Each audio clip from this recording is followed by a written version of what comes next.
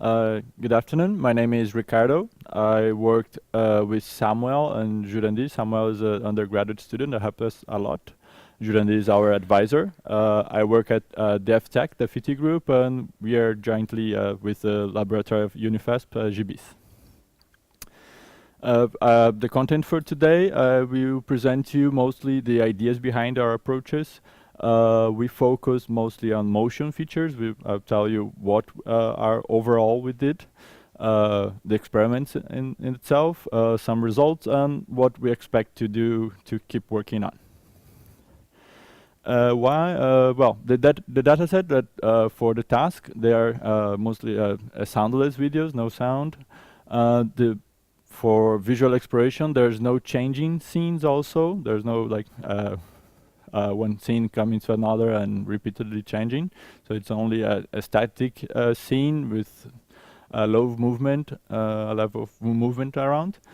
And we thought about the abstract ideas that we thought that could entangle memorability somewhat. We thought about like colors, the scene, what is in the scene, objects, the idea of the motion idea, and somewhat simplifying a bit, the colors and the scene are in the aesthetics of the video. And objects could be something like an object detection, identification, or even the captions provided. And the motion is what we thought would be the fastest approach for this task. And the first we thought about tackling. We already, the HMP, it's a histogram of multiple patterns. It's already provided with the dataset. It's simplifying a bit. It's a work from my advisor. It's similar to a local binary pattern, but it encodes the overall motion on the video. So it detects macro blocks of the video and identifies which ones are changing throughout the frames. So its output, it's quite it's interesting because it's a histogram. So it's a quite simple feature in the end to deal with. The other approach, a feature we use for motion is a dense optical flow. The idea was it's quite old. It's from the 1940s, introduced by a psychologist that linked the motion, our motion perception can link to many behaviors about survival and instincts.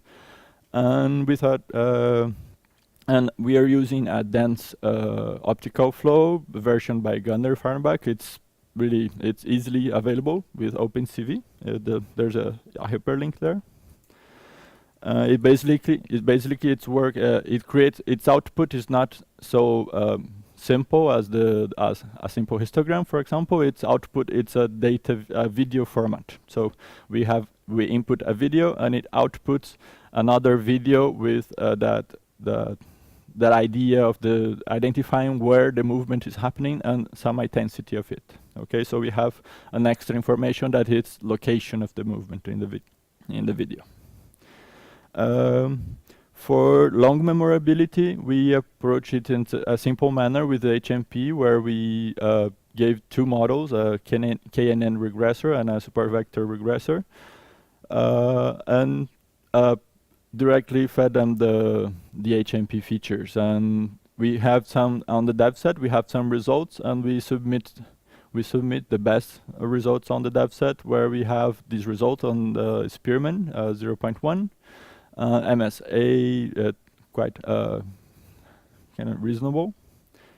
And then on the optical flow side, we used a 3D convolutional architecture. It's mostly based on a VGG16, but it uses 3D convolutionals on the video. So it's limited. There's a limitation of its input on 16 frames. The overall videos have an average of 168 frames.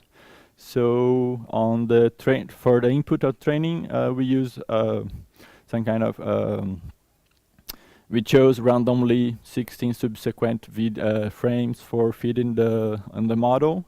We tried to make a transfer learning from the Sport 1 million and fine-tuning on, it was fine-tuned on the UCF 101. And then we try fine-tuning it from there. And we also tried training it entirely new. And we have actually, well, second, we use the optical flow too. On the first approach, we used the video as input, and the second approach, we use a late fusion with two C3D architectures, one receiving the video and the other one receiving the optical flow.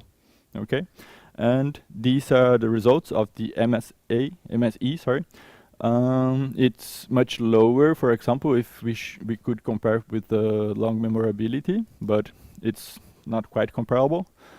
And then we have a problem here because our outputs, it was mostly a line. We have the model reached outputs that basically reached the average of the score, of the memorability score, and didn't enhance from there.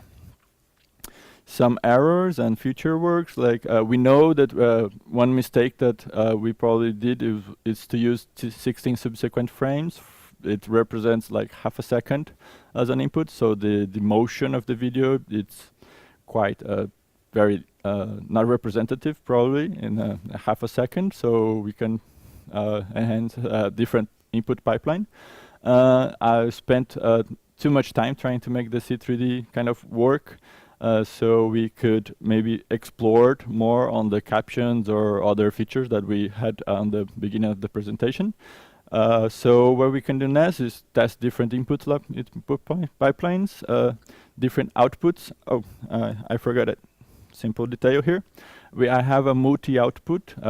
Head 1 is a simple regressor predicting the score directly, and there's a head 2 that it's I make buckets from the scores, 10 buckets, and the model is also trying to make a classification of those buckets, and this gave me some kind of confidence of the model. And then a deeper C3D architecture, I don't know, and to test it, RNNs also, and then fusing different features like the aesthetics and caption information and trying to detect more semantics of the video. That's it. Thank you for your attention. Thank you for my sponsors. I would not be here without them. Thank you for all the organizers of MediaEval too. And open for questions.